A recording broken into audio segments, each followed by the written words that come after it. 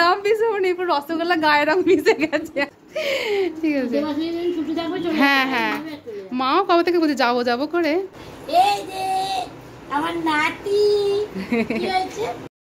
নমস্কার বন্ধুরা, সম্প্রতি দেবশ্রী ব্লগে অনেকখানি স্বাগত। আজকে বুধবার, ওই রামনবমী পুজো। সকলকে জানাই রামনবমীর অনেক অনেক শুভেচ্ছা। এই দেখো সকলে দেখছো না বেরিয়ে পড়েছে, আমি দেখি রান্না করছিলাম, রান্না করতে করতে ছুটে এসে দেখি কত মানুষজন এভাবে যাচ্ছে। এটা হলো অ্যাকচুয়ালি যে বলে না পালপাড়া বা ঘোষবাড়ি, এরকম একটা বাড়ি বলে না, ঘোষবাড়ি চ্যাটার্জি বাড়ি, এরকম ঠিক একটা বাড়ি। তো এটাও কোনো একটা বাড়ির, আমাদের ওই পাড়ার ঠিক ওই দিকটায় একটা বাড়িরই পুজো। তো সকলে এইভাবে একত্রিত হয়ে গঙ্গায় জল আনতে যাচ্ছিল, ভীষণ সুন্দর দেখতে লাগছিল না? তো ভাবলাম আমার পরিবারের সঙ্গে বিষয়টা শেয়ার করি, তোমরাও তোমার পরিবারের কিছু সদস্য না, তো ওই জন্য তোমাদের সঙ্গে বিষয়টা শেয়ার করার জন্য এখানে একটু ক্যামেরা বন্দি করে নিচ্ছিল। আজকে বাড়িতে আসবে অনেক কুটুম, বাপির মানে মায়ের মেয়ে আমার আসবে, বাপির মামি, মামির মেয়ে এবং তার ননদ।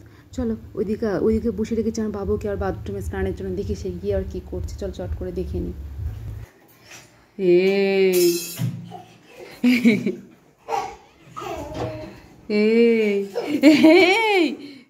বাবু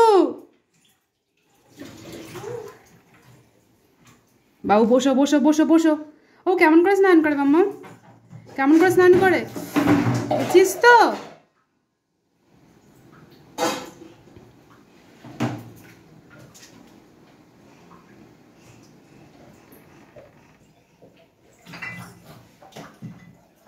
এই এই ওঠ ওঠ, আয় আয়। বাবু কলা খাবি? কলা খাবে? একটা কলা খাও না, একটা।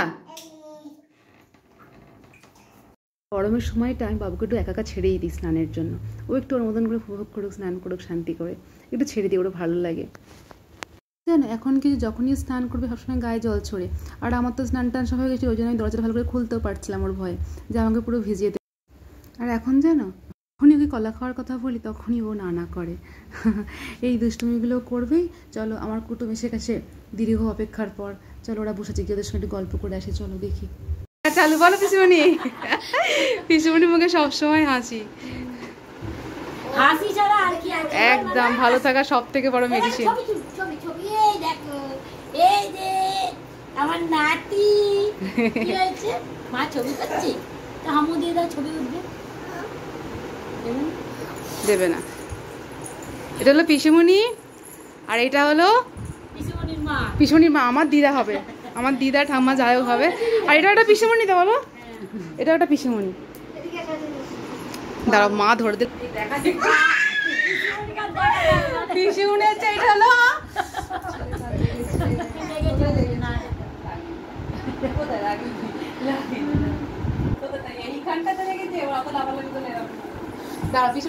এইটা হলো আমাদের একদম সুন্দরী পিসুমণি। হ্যাঁ এটা আমার পিসুমণি, পিসুমণি আছে পিসুমণির বাড়িতে। সম্পর্ক হচ্ছে আমার বাপির বোন, মানে মামার মেয়ে, মামার মেয়ে। আর এইটা হলো দিদা, দিদা দেখাও, দিদাকে দেখাও, এটা দিদা। আর ওটা হলো পিসুমণি, মানে পিসুমণির ননদ, ওইটা দিদাই বলো। যখন পিসুমণির সঙ্গে আমার ফার্স্ট টাইম আলাপ হয়, পিসুমণিকে দেখে আমি ফার্স্ট টাইম একটা কথা বলেছিলাম, তোমার রূপের রহস্য কি করে নিজেকে এত কন্ট্রোল করো। জানতে পারলাম কোনো হেল্পিং হ্যান্ড ছাড়া সংসারে সর্বস্ব করে এত নিজেকে সুন্দর করে রেখেছে। আর তার সঙ্গে আমার এই ছেলেটা গুন্ডামি করে যাচ্ছে একদম। চুলটার জন্য ওর কষ্ট হয়। হ্যাঁ এই যে ন্যাড়া করা হবে, যাওয়া হবে, মা বললো হরি পুজোটা হয়ে যায়। পিসুমণি অনেকক্ষণই এসছে, ভিডিও করবো করা হয় না, খালি বলে এসে থাকে না। হ্যাঁ হ্যাঁ হ্যাঁ সত্যি পিসুমণি আসে আর চলে যায়। হ্যাঁ খালি বলে আমাদের বাড়ি থাকে না, খায় না, ওই জন্য সকাল থেকে এসে আছে। একদম একদম পিসুমণি আমার কথা রেখেছে। যাও যাও বিয়ে থেকে একবারও এখনো যাইনি, যাবো যাওয়ার সময় তুলবে, কি করবো মা।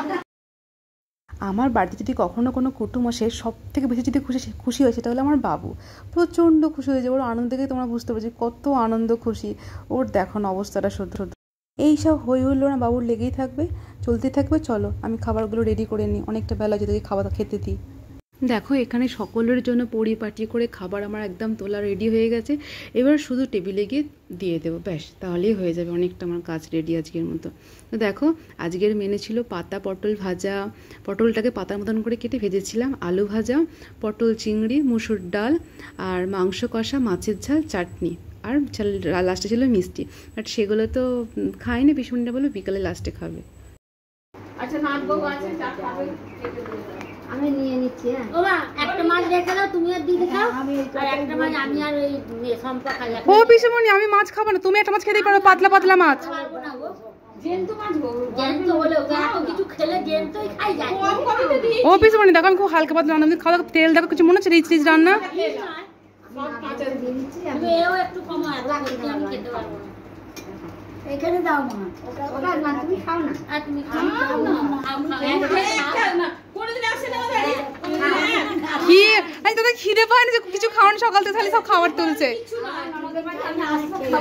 খাও না হ্যাঁ হ্যাঁ করো করো। যাবে বসো বসে পড়ো। পিসুমনি ফার্স্ট টাইম আমাদের কিছু রান্না খাচ্ছে মাংস। দেখো ফাইনালি এখন বাজে 2:15, খাওয়া দাওয়া এই কমপ্লিট হলো। আর পিসুমনি গেছে পিসুমনি ননদের বাড়ি, মানে পিসির ননদের সামনেই, আমার বাড়ির সামনেই, একটা বাড়ির পরে পিসির ননদের বাড়ি আছে আর একটা ননদ। তো পিসুমনি ওখানে গেছে কিছুটা সময় কাটাতে। তো এখানে খাওয়া দাওয়া করে পিসুমনি বলে যায় ওখানে, আর বিকালবেলা আসবো ওখানে এখানে চাটা খাওয়ার জন্য। তো বললাম পিসুমনি ঠিক আছে যাও তুমি। এবার মা চলে গেছে বিহানকে নিয়ে পুরোনো বাড়িতে, কারণ এই ঘরটা দুপুরবেলাটা প্রচণ্ড গরম হয়ে যায়, থাকা যায় না। আর আমাদের পুরোনো বাড়িটা ভীষণ ঠান্ডা, খুবই ঠান্ডা, গরম বলে কিছু বুঝতে পারি না। ওই জন্য মা চলে গেছে, মাকে বললাম তুমি যাও বিহানকে নিয়ে, আর তারপরে আমি এখানটা গুছিয়ে টুছিয়ে নিয়ে যাচ্ছি। এই আমার মোটামুটি কাজ মিটলো দুপুরে খাওয়া দাওয়ার পর। এবার আমি যাবো বাড়িতে শুতে। জানি না আদৌ ঘুম হবে কি না, বিহান ঘুমলে আমার ঘুমবে না, হয়তো হবে না। ও চলো। একটা দিন কাজের চাপে সেভাবে বাইরে বেরোনোই হয় না। দেখো বাইরে রোদ দেখে, রোদটা দেখে আমি থমকে দাঁড়িয়ে পড়েছি। একদম বগল দেওয়ায় ঠান্ডা জল নিয়ে চললুম পুরোনো বাড়িতে একটু শুতে, রেস্ট করতে। তারপর পিসুমনি ননদ বাড়ি থেকে চলে এসেছিলো। আসতে আমি একদম বাড়ি যাওয়ার জন্য রেডি হয়ে গেছে, ওই জন্য আমি দেরি না করে ওদের জন্য রেডি করছিলাম এখানে মিষ্টি, কারণ ওরা আসা থেকে একটুকু মিষ্টি খায়নি, বললাম না। ওদের আসতে একটু ঘোল দিয়েছিলাম, ব্যাস ঘোল খেয়ে ওদের পেট ভরে গেছে, বলে আর কিচ্ছু খাবো না। আর দুপুরে খাবারের সাথেও তো খেলো না, ওই জন্য আমি ওদের এখানে একটু মিষ্টি রেডি করে দিচ্ছিলাম যে একটু মিষ্টি খাবো, খেয়ে যাবে। সত্যি কথা বলতে এতটা গরম পড়েছে না, মানে কারোর পক্ষেই না একসঙ্গে অনেক খাবার মানে খাওয়াটা সম্ভব হয়ে উঠছে না, মানে এত হালকা পাতলা এতটাই ভালো।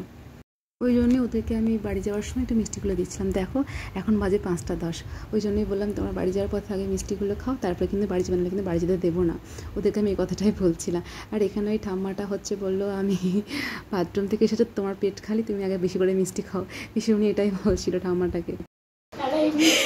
আমি পিসিমণিকে বলেছি রসগোল্লা তোল, আমি ভালো করে ভিডিও দেখি কত বড় হাঁ করতে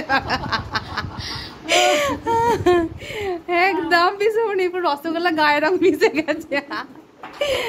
খাও খাও। এখানে পিসিমণিরা বাড়ি যাওয়ার জন্য বেরিয়ে পড়েছে, আর আমরা টোটো বুক করেছিলাম, টোটোর জন্য অপেক্ষা করছিল। সত্যি কথা বলতে এই কথাগুলো সত্যি এই মানুষগুলোকে দেখলে কথাটা মনের মধ্যে এসেই যায় যে কত দূরে থাকে। সেই বেহালা ঠাকুরপুকুর জানো তো, ওইখানে হলো পিসিমণির বাড়ি, ওই অত দূর থেকে এখানে আসে, আর বহু বছর পর বছর চলে যাবে তবে গিয়ে আসে, ফোনে কথা হয়, সব কিছু হয়, বাট মনের মধ্যে এমন জায়গা জুড়ে আছে, মনেই হয় না যে কত বছর দেখি না বা কতদিন দেখি না, এরকম একটুকু মনে হয় না। যখনই আসে তখনই ভীষণ আনন্দ করে মুহূর্তগুলো কাটে। আর যখন বাপির মুখে আমি ফার্স্ট টাইম শুনেছিলাম তোমার আবার মামার বাড়ি আছে, তুমি আবার সেখানে এতদিন থাকো, এত ভালো সম্পর্ক, মানে সত্যি আমি ভীষণই অবাক হয়েছিলাম যে এতটা বয়সের পরও এখানে মামার বাড়ির সঙ্গে এত ভালো একটা সম্পর্ক, এরকম খুব কমই দেখা যায়, সত্যি ভীষণ ভালো সম্পর্ক। তো পিসুনিরা সত্যি চলে যাচ্ছে, ভীষণ ভালো মুহূর্তটা কাটলো, খুবই ভালো কাটলো।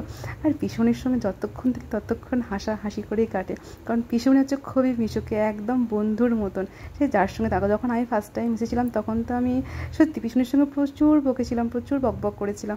আর পিসুনির সঙ্গে কথা বলা যায়, বকবকও করা যায়, পিসুনি একদম খোলা মনের মানুষ, ভীষণ ভালো একটা মানুষ। তো চলো পিসুনিরা সত্যি এখানে বেরিয়ে পড়ছে, মনটা একটু খারাপ হয়ে গেছিলো, আবার কবে আসবে। চলো এটা তো বেরিয়ে গেল, এইদিকে আমার ছোটো অপেক্ষা করছে, ওকে বিকেলবেলা নিয়ে ছাদে যেতে হবে, চলো একটু যাই। এই যে দেখো এখানে চলে এসেছি। আজকের ভিডিও আর বেশি বাড়াতে পারছি না, আজকের ব্লগটা এই পর্যন্ত। কেমন লাগলো অবশ্যই কমেন্ট বক্সে জানিয়ে দিও, ভালো লাগলে একটা লাইক করে। দেখা হচ্ছে নেক্সট ব্লগে, টাটা।